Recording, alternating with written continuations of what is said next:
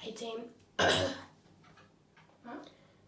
So I'm gonna fast forward a few hours/days before we start the vlog, just because I think everyone should know kind of what happened in terms of our flight process. So here's the story while I fix this. Well, I'm also sick. So it all started, we were on the Sydney-Singapore flight, and I started to kind of figure out that it was going to be, we already knew it was going to be a really tight layover in Singapore, and Maddie and I haven't really been there since we were like infants, so we had no idea in terms of how to get between the terminals. So on the Sydney to Singapore flight, I started to check the flight path and realised that there was a very slim chance that we would make our flight to Frankfurt. Then this announcement was made that we would fairly delayed due to several things, and one of them being the fact that there was such tight, so many people landing in Singapore already, so they weren't really going to get the Qantas plane in as fast as they initially thought. So then we had a lady come over to us and basically tell us that they had booked us on 2 new flights. The first being the flight we were already on, because the flight we were on was going straight to London and was just stopping over in Singapore to get fuel and clean up.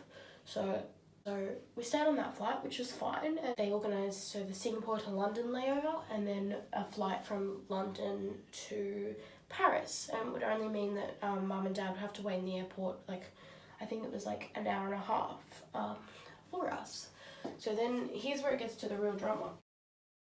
When we get to Singapore, we were told we had to go to the service counter, and there were 2 service counters. There was service counter C and service counter D.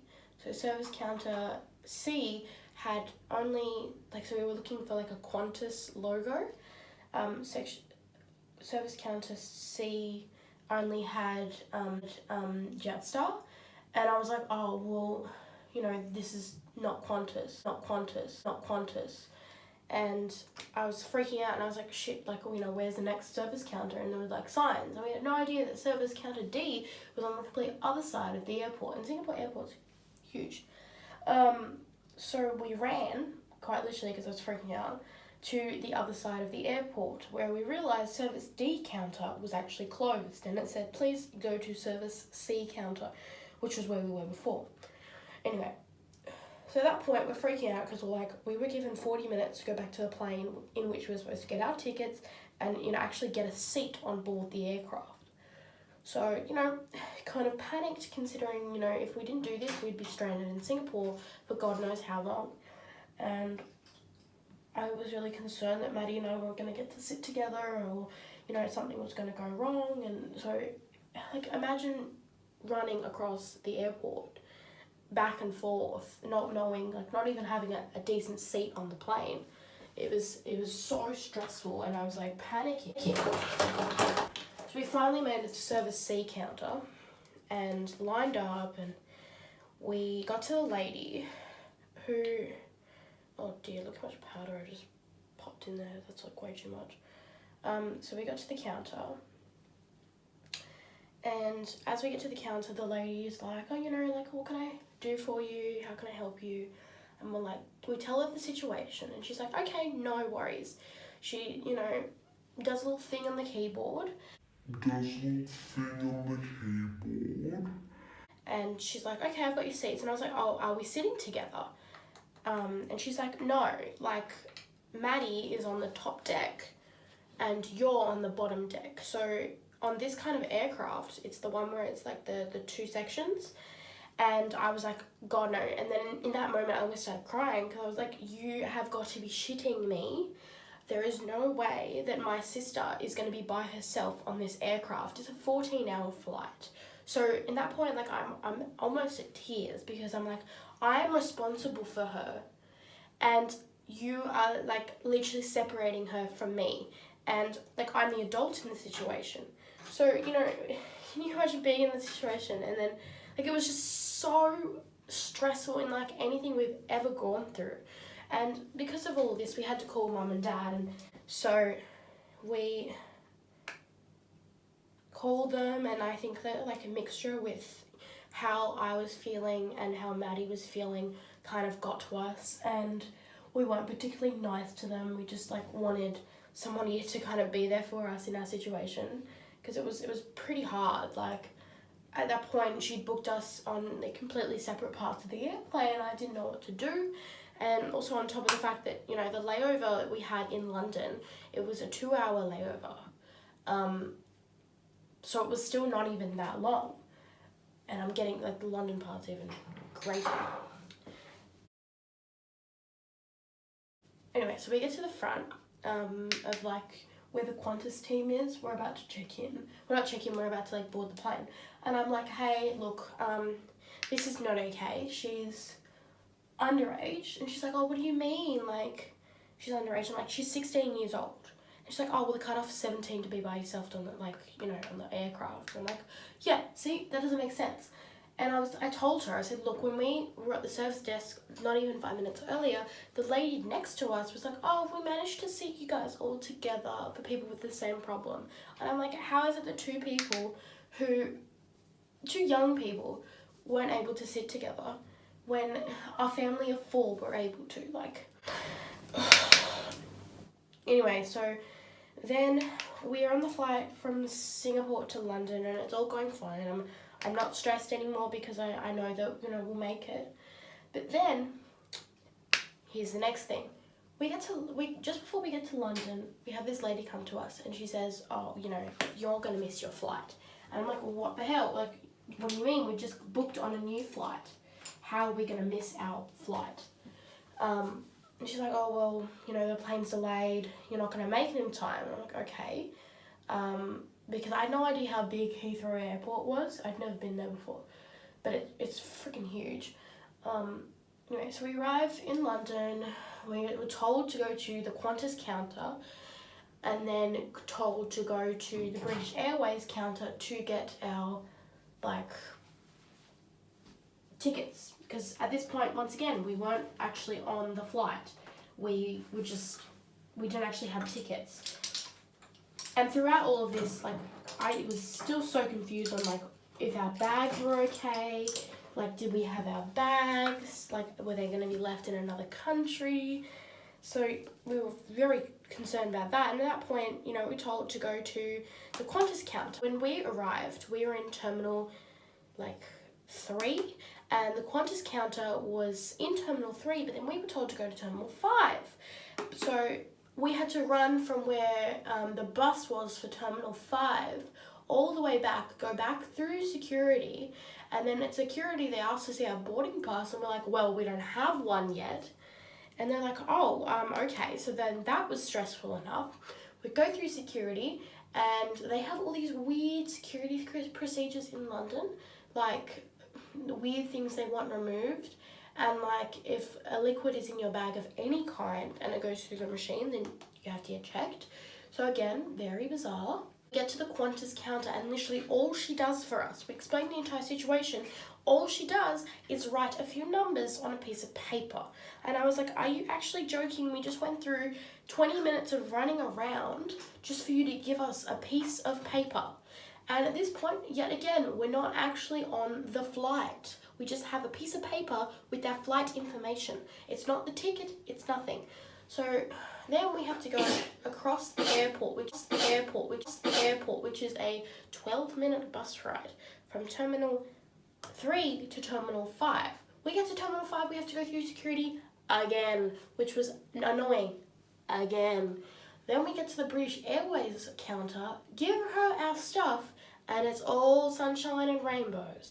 The most bizarre thing I've ever had to experience. She literally just took our passports, the little piece of paper, and it was all fine. But nothing can change the amount of stress we went through and tears, because we were so freaking scared. Number one, at one point we weren't even sitting together. That was fixed. I don't know if I mentioned that. And then second of all, we weren't even sure if we were going to make it in time to see our parents. Like, they were waiting for us.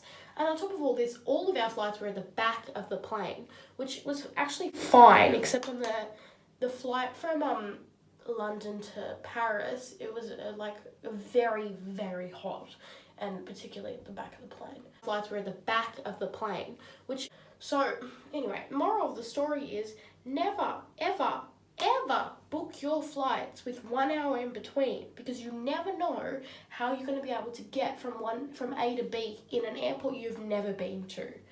I didn't actually book our flights. Maddie didn't book our flights. We didn't know our flights. We're going to have that short of a layover, and we had no idea it was going to be that far until our grandfather told us literally the day before we got on the plane. So yes, that's a lesson, and I know that this vlog is going to be a lot longer, but I hope you enjoy it, and yes, enjoy. Hello, guys. Oh. Maddie? Oh, of course you do. All I hear is like Radio Gaga.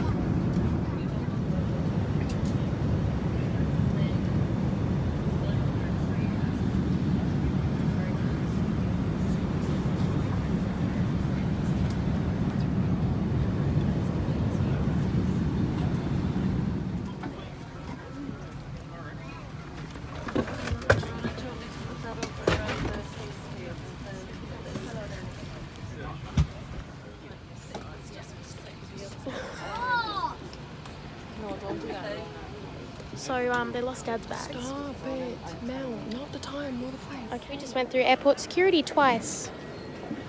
Went to terminals, different terminals across London, Heathrow. It's been a great experience for us. Hey guys, Madison is really embarrassed, but that's really fine. Currently in the same outfit I've been in for 2.5 days. So, put this here.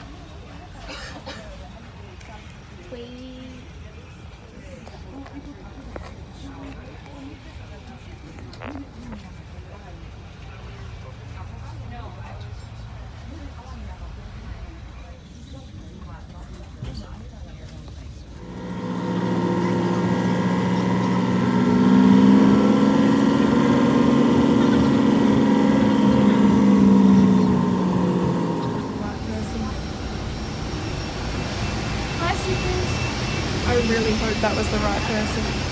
I really hope that was the right person. Just stop. I'd love to put some music in right now, but I can't because I'm just using iMovie. So I'm just bought music. But you can't play music when you post a YouTube video, Madison. But you did it anyways. Yeah, but that was just like the background music. What do you mean? I don't know. Anyway, so hope you enjoy my lovely voice while we're leaving Heathrow Airport. Even though right now Maddie and I are in like a completely other side of the world. Okay. No, now we're in France and I'm really excited. And now we're like, you know, also coming into land, and I'm feeling really excited again because it's been a 48-hour journey. So, you know, just like really excited and starting to feel sick at this point, like I am. Sick right now, in the future, which is really kind of funky and fresh and really poetic, you know, really poetic. And yeah, right now this part here is we're just walking and actually noticed this guy's shoelaces. I'll tell you about that later. Hey Maddie, I was young and caught in the crowd. Get it? Because we're caught in a crowd. Ah, yes, I see. Ah, yes, very funny. Ah, Do it again. I'm gonna finish vlog 3, day 3 here because I'm feeling really unwell. You look really unwell. Thanks, Dad. So, tune in next time. I think that my next vlog is just going to be just like a Paris vlog of the next 3 days, because I probably don't have time to. Can I add something? Just wait till I finish. Because I probably don't have time to like sit and edit every video. I also really want to enjoy Paris, so I will have one up before we're in Barcelona. So you can see when she means about being unwell. I mean, look at those eyes. That's not glitter. She sneezed and it all bounced back in her face. Look at that nose. It's normally half that size. That's really inflamed. Thanks, Dad. Listen to that voice. It's not that normal, sweet, innocent voice. She sounds like a crackly old woman. Thanks, Dad. Dad may have never finished uni. And Look- he has Look at those bags under the eyes. Hey, I use concealer. She looks like she hasn't slept in like 48 hours. Good one. I actually have. I slept more than Maddie. And I mean, if she was feeling herself, would she ever wear that?